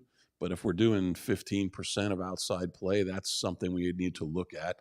But the folks that are member residents here, if we can convince them to use their member credit option, you still get the bank incentives, whether they're airline miles or 2% back, and putting that money onto your card, and then using that as your swipe, that would eliminate a lot of swipes. And therefore, our fees go down, which are your fees. So that's really the goal here, is to save you all as owner members money. And so, you know, banks are smart, unfortunately. They have caught us. I mean, you go to the Phoenix Open, you go to a spring training game, you go to anywhere publicly at a sports event, they don't take cash, right? You're forced to play with a card, and that's the game. So I think on an educational basis, if we can get more and more people attuned to using their member credit card, is a great option, and you're going to save yourself $250,000. Thank you. So let's go back, and if we would Mr. Bosak, do you have any comments you would like to make?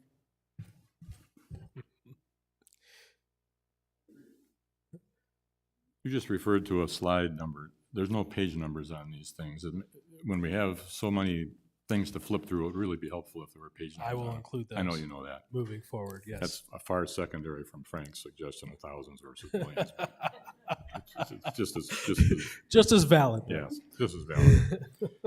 I was just making myself notes as you were going through this. I assume the Kuhn's $25,000, since we spent so much money on the front, is the back parking lot?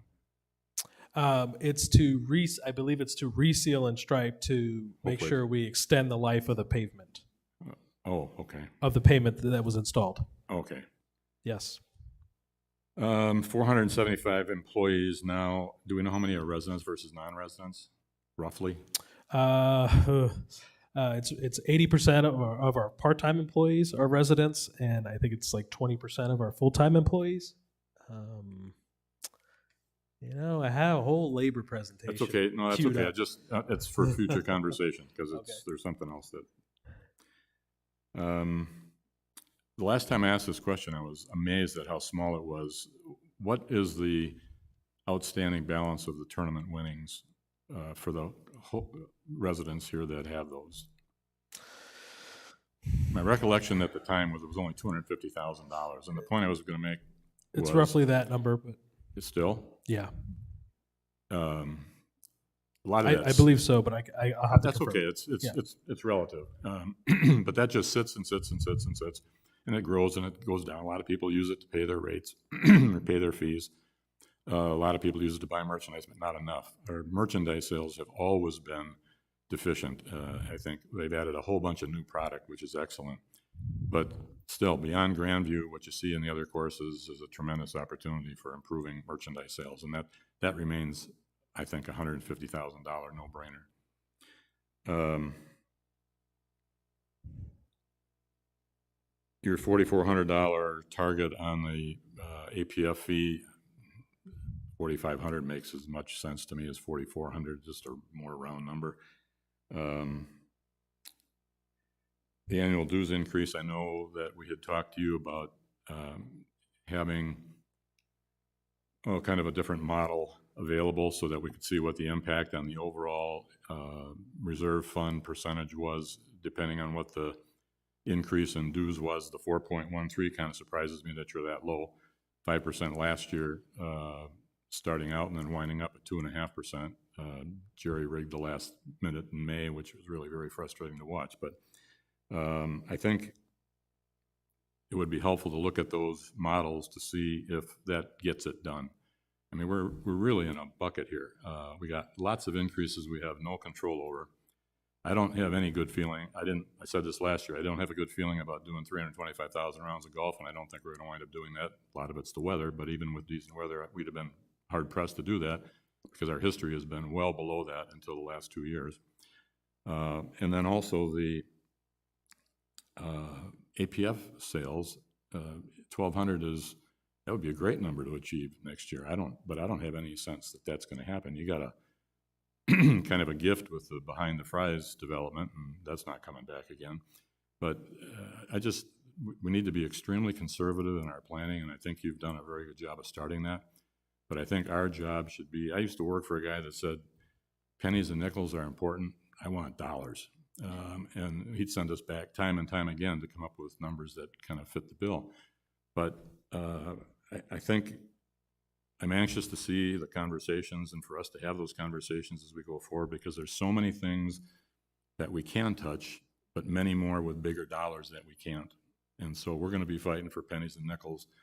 And I think that establishes a mindset not only in the organization, which the staff has done a wonderful job of doing, but it also is in the community. If the community gets the impression that we're after pennies and nickels, and as you said it earlier, we're not about to do a lot to the resident rates on things because we can get dollars from other places, we need to sell that.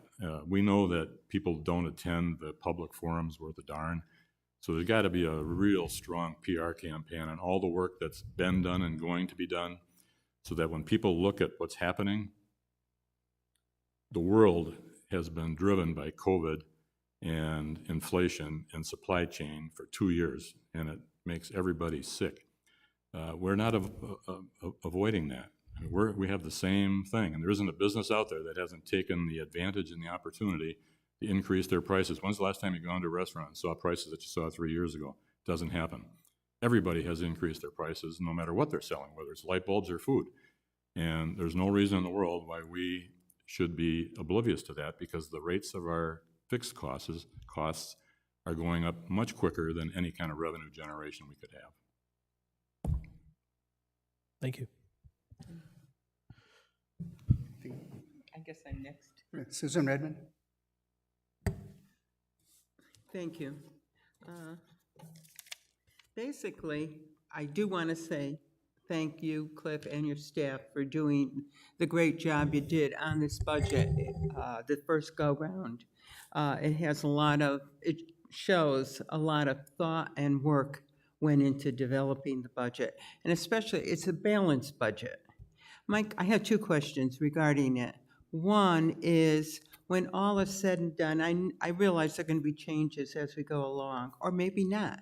However, once we do end up with a final budget, do you still maintain or try to figure contingencies or where changes would have to be made in the event, given the volatile economy we're in, that you are faced with new challenges that were not anticipated, which would affect this balanced budget?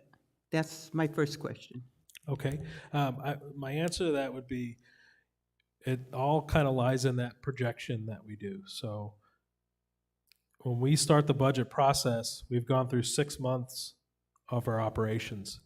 And they're the 6 months where we don't make hay, right? So they're the toughest 6 months for us. Sure. So updating that projected number hopefully gives us a better gauge at where we're at with the budget. And so that's one contingency that we have to Okay. continue to assess and then use that knowledge of the actual of actual 23 to make adjustments where we're needed to make them. But as far as contingencies, you know, on the revenue side, we've got some assumptions. 326,000 rounds of golf. We generated 326,000 rounds of golf in fiscal year 21, 333,000 in fiscal year 22, and we're budgeting 326 this year. But weather, you can see what I have. 100,000 is in January is strictly off a budget, is strictly due to weather conditions. Sure. And changes. So, you know, with those assumptions on the revenue side, you know, those are the assumptions that we're going to hit on the revenue side. And then as far as the expense goes, I mean, that's got, you know, more controllable, detailed planning. So I would say that, you know, I feel really good about those operating expenses and those wages expenses. Okay, thank you. You're welcome. I do have one last question. I'm not a golfer. When I look at these fees and the projected increases, same thing with bowling. How do they compare to, do we have competition outside of the wall here? And how do they compare? So golf, we're on the market when it comes to golf rates for outside play. Pat does an analysis of the surrounding communities as well as some of the surrounding golf courses, and we're very comparable. Sun City's a little cheaper than us, but we provide a better product, I feel, for that, Okay. better value for that, for that rate.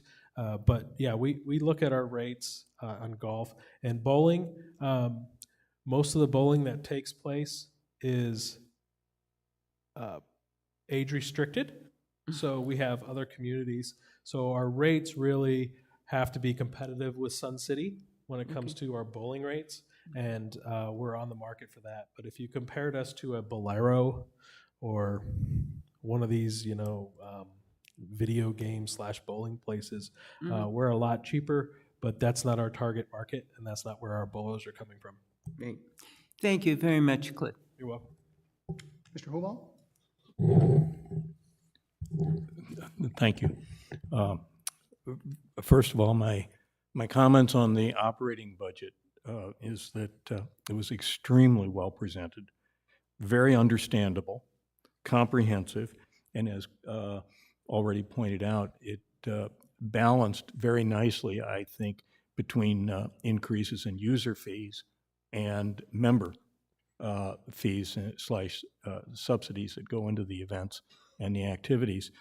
Extremely well done, and it's unfortunately we're kind of a victim of our surroundings much more than we are in other areas. There's just only so much flexibility you have, and I think it was really, really well done. So I have nothing major, you know, like tearing this thing, teasing this thing apart, looking for opportunity. There isn't very much there. There is one question that I have, and then I have a couple comments. My question is, the budget as presented, the operating budget for fiscal 24, does it it does not include any assumptions or impacts from any decisions on credit cards. That's Is correct. that correct? That's correct. Okay. There's 570,000 in credit card fees budgeted. Yeah, it's just business as usual unless action is taken. Yes, sir. Okay, I just wanted to, because I think that's an item that will probably get some action. So there'll be some changes, I'm sure, before we get to May. The critical assumption that I see in here, the critical assumption for the short term is as Gary pointed out, the 1,200 APF fees. And I'd really encourage the Brain Trust go back and noodle on that. If we lose 100 APF fees in a year, $440,000, that will show up, and it will show up very quickly. To me, it's the critical assumption in this pile of very well done documents. So thanks for humoring me on getting that stated as strongly as I could possibly state something. The other warning, I guess I have a third question. I'm not sure that anyone in this room can answer it, and that is, after the Stardust irrigation project in fiscal 20, I think it's 27, are there other big ticket items laying out there that we're going to have to face in terms of multi-million-dollar capital jobs coming in? Or is Stardust the end of the bleeding on that? I believe we have one irrigation project after that. I can get, is it two? Pebblebrook and, yeah. I can get you the details on that. Well, it's just something to be mindful of relative to our capital expenditures, which brings me to my last comment. I really, I don't want the facilities to go down and degrade in any way. It's one of the really neat things about this community. Our facilities are all first rate. It makes the community first rate. So I don't want to in any way suggest that we allow things to deteriorate. However, I think when we come to capital expenditures in the next year and the future years, we need to take a good hard look at things that are LED lighting. Certainly, I'm all for it in my home, and I encourage us to be aggressive about staying modern and helping the environment and doing our part. But if there's ways to defer or delay some of these jobs and minimize our capital expenditures, I'm looking at that balance, that FFB going forward, and I honestly don't believe the numbers that I'm reading. I feel like there is a great risk, and it's a long-term strategic risk for the community, not fiscal 24. Mm-hmm. I see storm clouds building on this thing, and I think we need to recognize that. And whether we recognize it in membership fees now or something else, I think turning a blind eye to that would be a mistake. That's it. Mr. Pagnato? A quick response on the modeling. So the good thing about the modeling is it gets reset with every budget cycle, which is good. And there are some clouds out there, some unknowns. I mean, we don't know what Arizona water restrictions are going to be after this first round or second round or whatever round we're in. So that could create some challenges at the golf courses. Currently, we're based on our water usage, we're in compliance with the 25 doctrine, the year 25 doctrine that's coming out. So we may be able to experience some savings on some of those irrigation projects to not include deturfing. But that could change. So to your point, yes, the reserve study is critical to our planning, absolutely critical. So analyzing that reserve study every year for projects, they may not, what's the return? And it might not be in dollars and cents, but what is the return?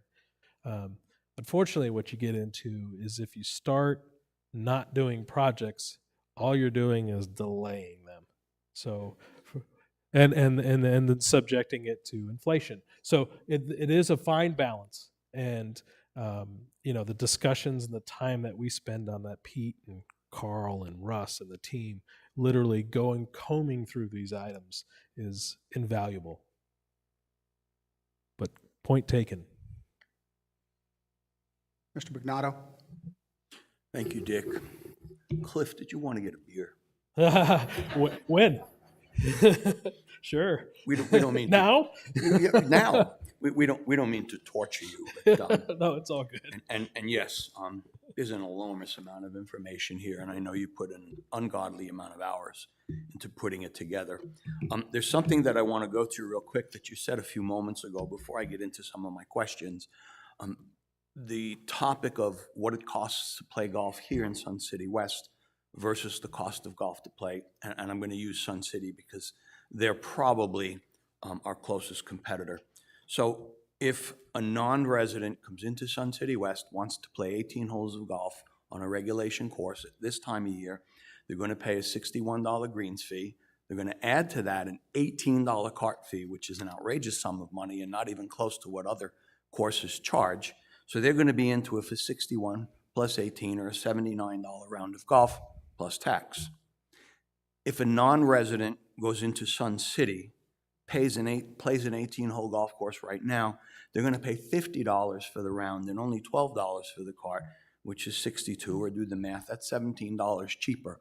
I think we have to be careful with what we're doing with our golf rates, but it is definitely significantly cheaper to play in Sun City.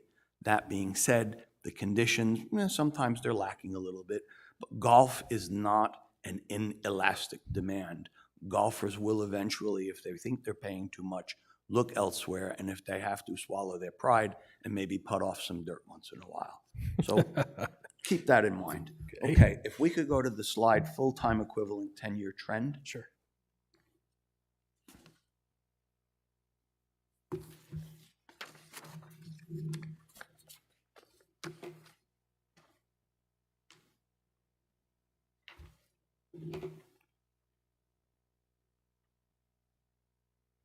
Right there. It's obvious that we suffered a decline in employees during the COVID years, and so did everybody else. And the question did come up about have we recouped any of those positions. My question now is that everything I can see, the community's being run well, particularly Russ Boston's group. If I bring something to his attention, he's on it immediately. I don't necessarily know how well the administrative side is working, but is there anything lacking in the community that the residents are being shortchanged on, such that we have to budget to go from 287,000 full-time equivalents, 287 full-time equivalents up to 294? What am I missing? Why do we need them? Good question. So the 287, we're talking FTEs. So remember, those FTEs are made up of positions and seats. Mm-hmm. So what ends up happening throughout the year is you have turnover in positions, and you never recover completely in terms of those hours that get missed by those people. Mm-hmm. So it's naturally, the FTE is naturally going to be higher than current year because you're budgeting for positions to be filled all year. And that's the prudent thing to do. You wouldn't say, well, I've got a financial accountant position open right now, for example, and I have to fill that position. Well, I'm going to budget that position for a whole year, but I don't have it filled right now. And so there's always going to be a delta in your seats or your positions to FTEs because there's turnover within those. Does that make sense? No. Okay. The financial accountant position is open now. Yes. And if we don't fill it in this fiscal year because we haven't found the right candidate, it's open again next year. So that position is already included in the projection of 287. I'm just putting that figure in there. Why are we going from 287 full-time up by 7 people to 294. What is it that these extra 7 employees need to be doing that isn't being done now? So the 287 is actual hours, okay? So that's actual positions and people that are currently in place, all right? So that will change as the year goes on, but that's actual hours. So any hours missing in those positions that have had turnover throughout the year are not built into that 287. Okay, that answered the question. Okay. Gotcha. All right. Next slide. I think it's just 2 up, operating expenses. Oh. This one? That's the one. The numbers are all certainly in line. Repairs and maintenance, we know is going to go up quite a bit by 13%. The question I have down towards the bottom, operating expenses, which is kind of a catch-all, and projected to go up by 28%. That's a fairly large number. Right. What is that? Okay, so I have a slide in here for operating expenses, and we talked about 120 of that pertaining to the janitorial services. So that's a large chunk of that additional expense, which is offset in the rec department with those decreases in rec FTEs for the janitorial services. It's roughly it's 2.5 FTEs. Gotcha. So Yeah. we're not contracting that service right now. This would be something Well, new. we actually just started at Palm Ridge. We're doing it right now Okay. because Okay. the work just flat out needs to Okay. get done. Well, I Yeah. think that this is valid. I mean, this is really, really important. And it's been probably a burr in perhaps Bill's saddle been- for quite a while, is being unable to fill those positions. Yeah. Forget it. Senior citizens are not out working at night. Yeah, it's Okay, a tough, so, yeah. it's a tough ask Okay. for sure. All right, that makes sense. As far as the credit card processing fees, I think it should be made clear that we're not telling people they can no longer use their credit cards. They're certainly welcome to use their cards, but they're going to have to pay for the privilege of using those cards. They also have the option of putting money on their rec center account, or they have the option of paying cash or writing a check when the timing is appropriate, obviously not at the golf course. But in the big picture, if we do decide to offer this as an option, if you want to use your credit card, you're going to have to pay a small fee, then by definition, someone like myself, between my wife and myself, we spend over $7,000 a year at the golf course, and I can tell you probably 100% of it is paid for with a credit card. Now you're going to be offering me a 3% discount for paying with my member credit. Do the math, that's a lot of money in my pocket at the end of the year. And so they're given the option of paying with the credit card. You'll probably recoup. Outside players will probably come in and continue to use their credit cards. Let me take a quick drink. But in a big picture, you've managed to take I think it was about $575,000 in fees projected for next year. Correct. And so suddenly that's been removed from the expense side of your equations. That's a lot of money. And Or so offset. that reduces the upward pressure. Well, it won't even be there. You won't even have a line for credit card fees because there aren't going to be any. Yeah. If there are any, then they're covered by the people paying them. So that's where I'm going with that. Mhm. And so that reduces the upward pressure on raising dues. You could literally do a pro forma budget, taking that out, and then determining that perhaps we don't need to increase the dues by $21. Maybe we can increase them by a smaller amount, and everybody will be happy. And I think if you present it to the residents in such a way as, hey, we're implementing this change as far as the credit card fees, but did you notice that instead of going up with our dues by $21, we're only going to go up by $14? Everybody wins. That's what I have to say about credit cards.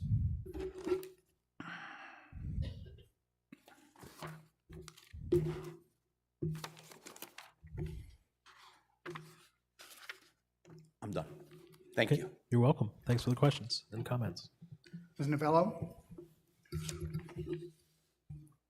I have to thank my predecessors because you asked a lot of the questions that I had, but a couple of points. I believe you said, Cliff, at one point, correct me if I'm wrong, a 500,000 will yield us about a was it 1% on That's our? correct. Right. So, so these are really important considerations. Our fully funded bounds, you know, that's what this is all about. So anyway, I correct. just wanted to make sure that we all heard that. $500,000, you know, what we're talking about for credit card fees, et cetera, that alone could give us a lot of uptick, or, you know, relieve some upward pressure, shall we say. Procedural question before I ask a couple.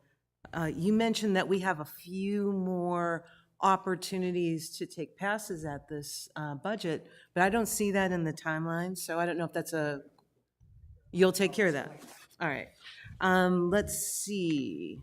From an optics perspective, I think just to, Frank might have touched on this, but as we talk about this with our fellow owner members, when we're talking about changes and the things that we're considering, we have to consider the messaging. We have to consider helping.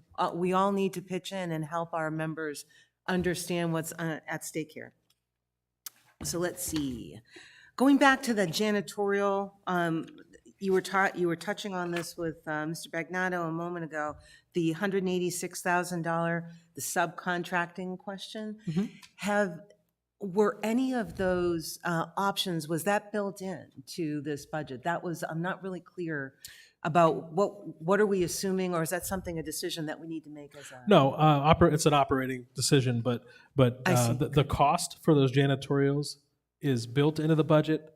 It's part of that $186,000 increase Right. in operating expenses. However, that cost, although is increased in that line item, is decreasing the wages in terms of FTE. So it's an offset.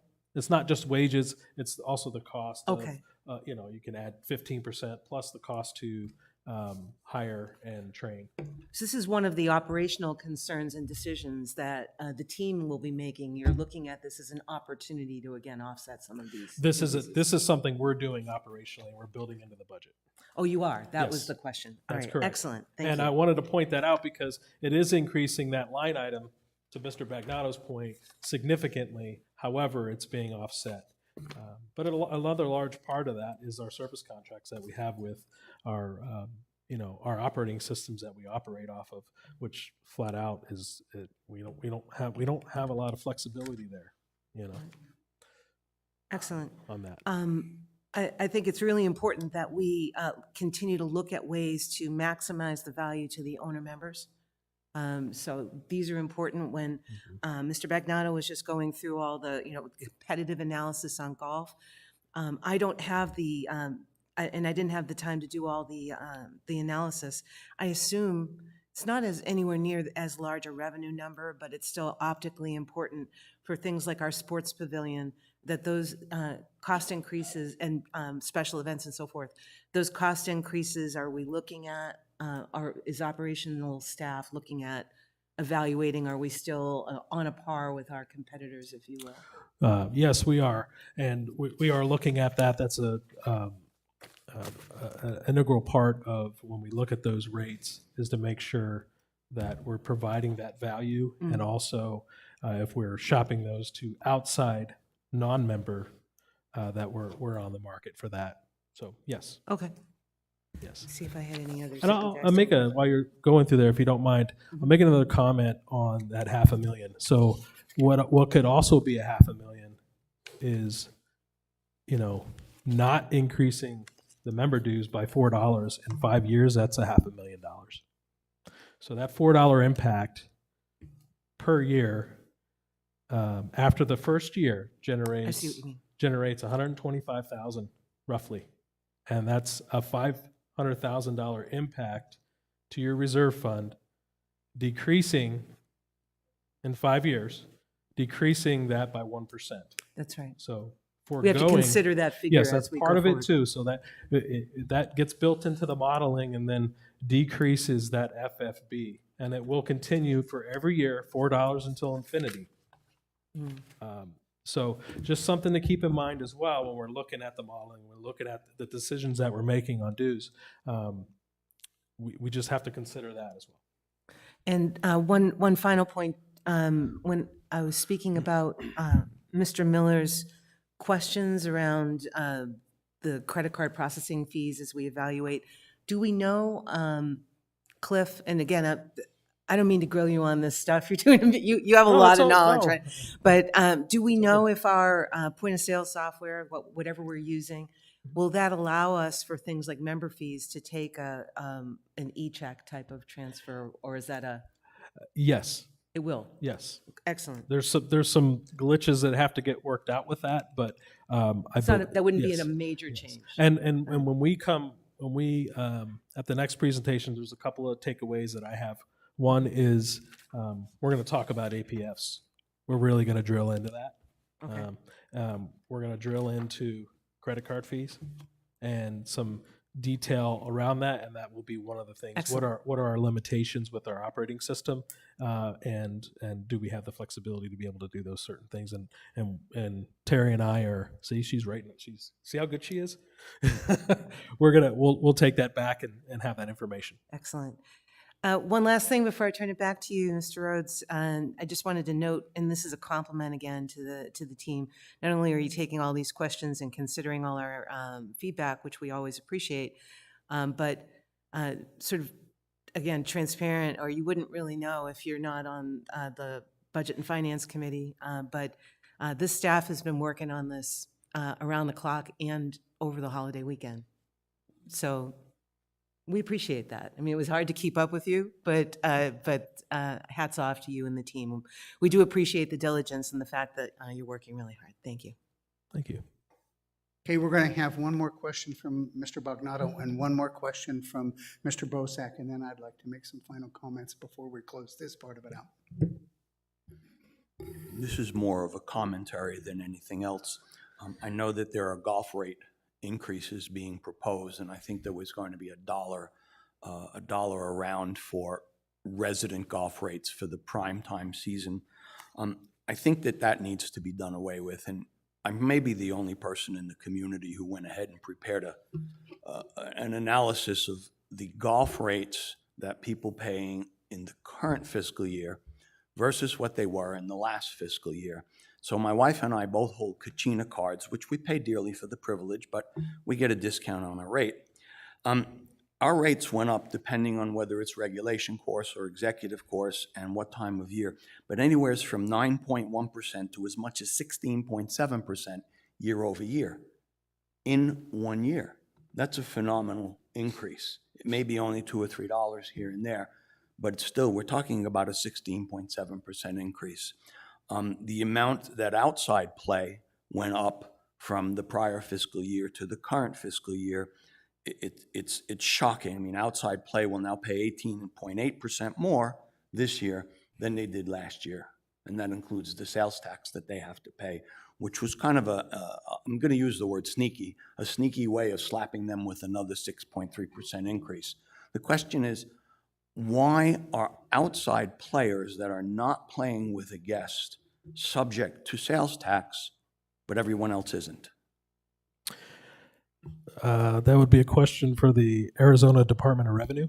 So there's Yeah. I mean, Yeah, are we that's special the because we rules live here behind. And so the fact that we are an association and we have a membership allows our member guests to not be taxed. And if you're not an accompanied guest of a resident, you have to pay sales tax. Yeah. Department of Revenue regulation. Yes, Now correct. I understand it better. Yes. Thank you. You're welcome. Mr. Bosak? One of the numbers that surprised me up there was the recreation shortage of FTEs of 15. And I was kind of between the 13 and the 15 in Todd's world, but I assume those are all the common area people that do the work on common area. Mostly, yes. And I think it was a meeting or two ago, you may have, or Pete may have made a comment that Todd was looking at doing the same thing you're doing with the nighttime maintenance, outsourcing some of that work. Not Todd. Todd does outsource work that 10 years ago he was doing in-house that he's unable to do in-house. Todd used to do a lot of our capital projects as well that we outsource. Aeration is another one. However, it's not Todd that's looking at that. It's Pat Oh, for okay. the janitorial services in his areas because he's having the same struggle. It's not built into this budget. He's going through the bidding process now, but could be an adjustment to the budget as we move forward. Got it. You're welcome. I want to make a couple comments.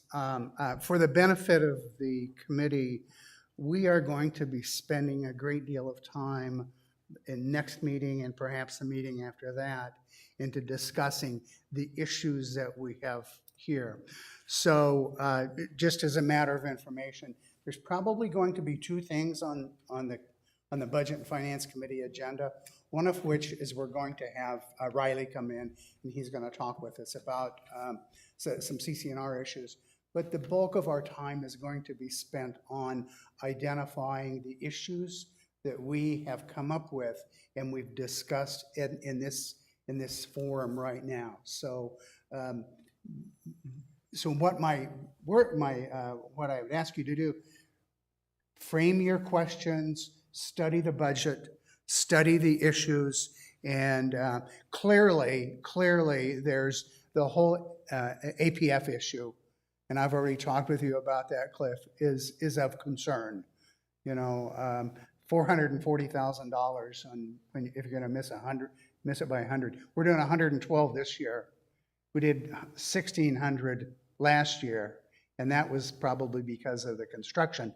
But we're going to hit 1,200. We'll talk about that, you know, and we'll talk about that. And the other issue that is probably looming is the whole credit card issue. And I think that those are things. I did have, I studied this for about 3 hours yesterday and combed through, I think, every line item on here. And I have to tell you, you have cut it pretty quick, pretty close to the bone. But there are some things that we want to discuss. I also had a long discussion with Director Brown, and she had given me about 5 or 6 issues, of which they have been covered by our colleagues here today. So at that, I think we need to close this up. Christine, for our minutes, you know, I'll get with you so we can describe how we're going to set the agenda and how we're going to explain what we've done here today. So now I'd like to offer an opportunity for anyone in the audience that would like to comment on Mr. Schwann's. Okay, none? So at that, final comments from the committee. Does anyone have any comments they would like to offer? Okay, Other than, great job, Cliff. yeah, it's I want to echo what Christine had said, Cliff. I know for a fact that you were in here yesterday, you know, and I know for a fact that I'm sure Terry was involved in it, plus a whole plethora of your other staff. So we thank you very much for all of the effort that you put into creating this. Now just give us time to tear it apart, okay? So at that. Yes, sir. So it is 11:13, and our next meeting will be March the 7th in this room at 9 a.m. You should return because we're going to have some pretty interesting discussions on the budget. This is the opportunity, and I would encourage all of our homeowners and hopefully those that are listening to this will show up and will participate with us in this. So at that, the meeting is adjourned. It's 11:13. Thank you very much.